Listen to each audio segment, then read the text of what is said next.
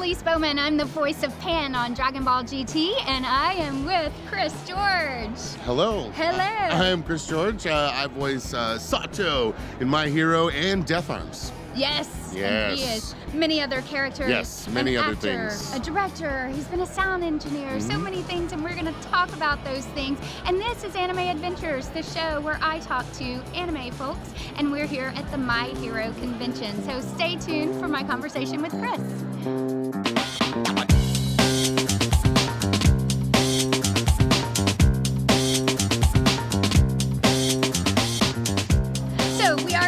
My Hero Con. It's been a great weekend. I'm so excited definitely. to sit down and talk to you. We were talking kind of about our 6 degrees of separation because Chris Bevins was my director on Dragon Ball GT, and you started as an audio engineer, and you were his engineer. Yeah, I was his engineer for about 4 years or more during my time as an engineer at Funimation. I started in 2008. Okay. Yeah. I wasn't his engineer at first, but I did a couple other things and then got put as his engineer, and we just stuck together for a long time. And you were an engineer and then a director, and you've been an actor the whole time? Yep, that's right. I have done, I guess that like the first stuff that I did was bits and things like that getting thrown in for like Kenichi with Monica directing, and like any kind of bits that Bevins had and things like that. Yeah. And they just figured, hey, he's pretty good, we'll keep him up, you know? And then, yeah, I've been begging them to direct since the day I started, and so they finally gave me a chance, yeah. It took 8 years, and they gave me a chance to direct. And so, yeah, I moved up from there. That's been so directing great. ever since. I like your persistence. Hey, you gotta work hard, right? You do. That's right. Work hard, for Yeah. sure. Well, let's start with acting, because you have been doing that the whole time. Yes. And since we're at the My Hero Con, we'll start with your character on My Hero. Great. How Yeah. fun has that been? Oh, it's been awesome. Yeah, I was really fortunate that Colleen even trusted me to do 2 different characters, you know? But it's nice because Death Arms is much more my lower register. It's a much bigger, broader guard, so he's got a lot of this, you know? And then Sato's the kid, and so he's a little bit higher, and you know, and so it's easy to differentiate, you know. Yeah. So yeah, it's been a lot of fun. You said you get asked a lot about. Oh well, there's really Sato's biggest episode is basically the room episode where they all like have a room competition, and he wins, I think, or he's up there because he bakes, and so all the girls love that he bakes. And so I've been hearing a lot of like, can you talk about your chiffon cake at the con? So that's been fun. Not about that. I finished unpacking really early, so I started to bake a chiffon cake. I thought we could all eat it together. It hasn't been iced yet, but I don't get out to many of these, so it's been really cool to like have fan engagement and things like that, and meet people who enjoy my work. I don't get to do that was interesting. We were talking before, I thought you did go to a lot of cons. I know. No, not often. I'm probably going to here at some point, but yeah, this is one of my, I think this is like the 3rd con that I've ever been to. Which I'm new to them too. I probably have done, I don't know, 6 or something. So I'm right there with you. So you really enjoyed getting to interact with the fans and hear what they connect with? Definitely. Yeah, it's been great to kind of see like, you know, just see my work, you know, out there, and like see people who really enjoy it. I had a long conversation about Death Parade the other day, which was really cool, and other shows that I've worked on, and like RobiHachi, and it's really cool, you know, as an actor, and then director's Death Parade, and then a lot of Black Clover fans have come up because I'm directing the dub of that, and so that's been a lot of fun. I'm also the narrator, so it's been good. That's it's been really cool to meet everybody and kind of get the idea of like I feel like I work in a vacuum most of the time, you know. You just go to work and you dub and you call in your actors and you hang out with the actors, but like I never really get the fan engagement that I want, you know. I never get to the feedback that I really wish I had. It is nice to talk to people, because the first convention, it was just a shock and so wonderful to talk to people who had been watching different shows that I had done. It really is a great experience. Yeah. Well, let's talk about directing some, the 2 shows that you're directing right now. Yeah, I'm currently working on Black Clover Forever. It's been about 2 years of doing that show, and it's on Toonami. And then I'm also doing a show called Case File Number 221 Kabukicho, which is like Sherlock in the red light district of Japan. Yeah, so it's been a lot of fun. There's everybody's doing a really great job on that, and it's just a good time to kind of dip my toes into the Sherlock world, you know. But Black Clover's the constant, and I've been doing that. It's I mean, I think we're on like episode 118 now, and so at the pace that we move, it's been an episode a week for 118 weeks. Wow, that's crazy. Yeah, so very immersed in the show. Yeah. Yeah. So here's what I would like to hear. I like to hear from a director's perspective your process and how you go about your directing process. Did I say process? One more time. Well, the process is kind of a process. Okay. So, well, I mean, you know, with anybody, we're getting the episode from Japan. Obviously, it's being released in Japan, and then we have, you know, we have a whole bunch of steps before I even get a hold of it, and then I'll get the translation or get a script and things like that. But usually I'll watch the episode in Japanese and get an idea of what's going on. You know, I've already kind of researched the story at that point, and I know what's going on.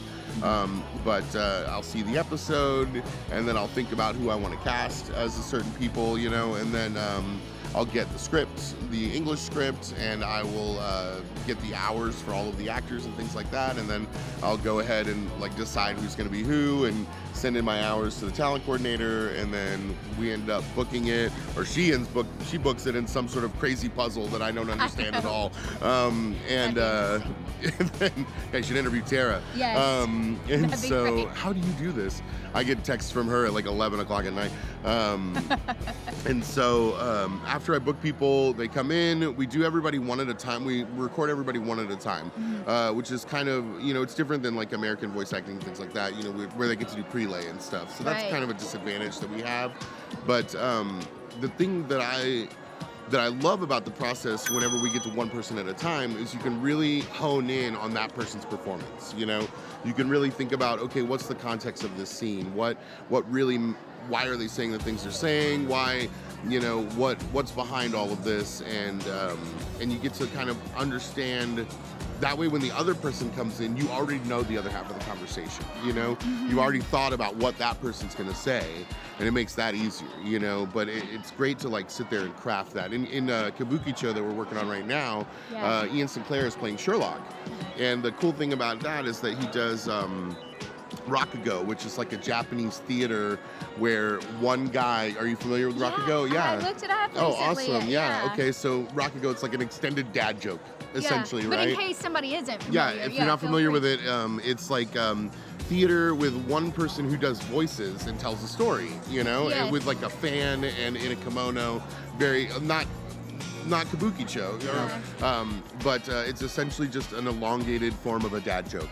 And so Ian gets to do these back and forth character moments where he has like a monologue that's just two different characters talking to each other. And so being able to sit and craft that, you know, and work with him on the voices and when to switch and when it's, you know, what, like that's my favorite part of directing, honestly. That's so great. Yeah, and so he loves that too. He's insane about doing that character because he gets like, he calls it actor crack, you know, it's like, I get to go back and forth and do all the things. I can see him doing that. Yeah, totally. He would. Yeah. Well, let's go back to acting because you have some other great characters here. We have to talk about this. Yes, Botamo. Yes, I love it. I was very fortunate actually that I got cast as this character, and it was a lot of fun because I got to come up with a super, like a weird voice for him. You know, he has a very more like this, you know, and so it's cool to kind of craft that voice, you know, with a giant golden bear. What it's supposed to sound like, you know. And speaking of processes, do you have a process in crafting, or do you just play around? Mostly play, yeah. With Sato specifically, it was, you know, Colleen had a kind of an idea of what she wanted to hear, and so I was like, okay, let's kind of blend like a Keanu, Billy Idol kind of thing. And so every time I do Sato, I have to like put my lip up and blah, before I can do the voice, you know, and I have to like stand a certain way and stuff. And so every character's different, you know. So that's a lot of fun. Yeah. There's a whole different process that goes into forming the character and actually living in the character in the booth, you know? Yes. I always love seeing like how the physicality of actors. Well, and yeah. how you have to stand. I mean, I do the same thing, but it's always interesting to see other actors and what they do. Yeah. I definitely, that's something that I think that some people don't get about voice acting. It's very physical. There's a lot of physicality. If you want to sound like you're tired or something, you can clench up your diaphragm, you know, or like hold your arms like this, you know, and there's a lot of physicality that goes into expressing the emotion that's on screen with just your voice. Yes, and I have to admit, there have been times where I was in workout clothes or something and recorded something from home. I had to change clothes because I was like, I can't be super sophisticated when I'm in like my sweats. Yeah. So sometimes I even have to change clothes. Not always, because it's still acting. Yeah. But every once in a while to get into a character or an audition or whatever, I have to change. You don't feel right. Yeah, you don't feel right. Yeah, definitely. Well, let's talk about stuff outside. Well, do any other characters we should cover? Because oh man, you know what? If people are gonna check out some characters that I do, I would love it if you watch RobiHachi. I love Robby. He's probably my favorite character that I've ever done. Oh, really? Yeah, and then please check out the new show that Jade Saxton just directed called Africa Salaryman. It's really silly and really fun, and I play the lion in that. Okay. It's like a bunch of animals who go to a corporate job. Yeah. So anyway, having been in corporate America, I will check that out. It's pretty great. Yeah, it's pretty great. Yeah. And on the directing side and acting side, I guess Bevins and I did one episode, but please watch Pop Team.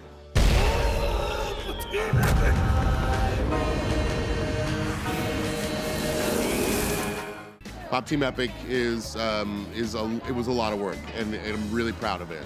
Okay, and if you watch some of these shows, after you watch them, comment below. Please. I would love to hear what you think. Yeah. And then I'll let me know. Yeah, because I don't get to hear it. Yes. Like, hit me up. Tell me that this is fun. Yeah, so comment below. I'll let him know, or follow him on social media, because you know I always post actors' social media, so let him know. Yeah, especially since you don't always go to the cons and don't get the feedback. That'd be really cool.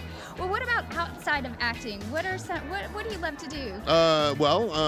I'm an avid photographer, and I love camping and fishing. I actually just got done not too long ago going on a camping trip with Ian Sinclair and Josh Greeley. So there's a little story for you. How was that? I bet that was fun. Oh, it was awesome. Yeah, Ian and I actually plan a lot of camping trips and stuff, and Josh is starting to join us now, and we've only gone a few, but we're working on going on more. Yeah, and there's a few other people up at Funimation that we're going to be bringing along and stuff, so it's going to be good times. Yeah, when I talked to Ian, he mentioned camping or backpacking or something. Yeah, backpacking, and so I love to take, I love astrophotography, and so I like to go hiking and get into dark spots where I can take really good star shots. Oh, and do you post those ever? No, they're for me, and I hoard them. They're only for me. Yes, I hold them dearly to my heart. One day, when I get good at editing, I will post them. But right now, it's just photography. Just photography for yourself. Yeah. Well, that's fun.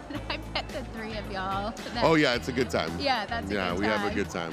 Yeah, they're good friends of mine. We go way back. So I've been working at Funimation for a long time, and you have. Yeah, they've been around. So I've developed a rapport with most of the people. That's awesome. Last question: what's your favorite thing about anime?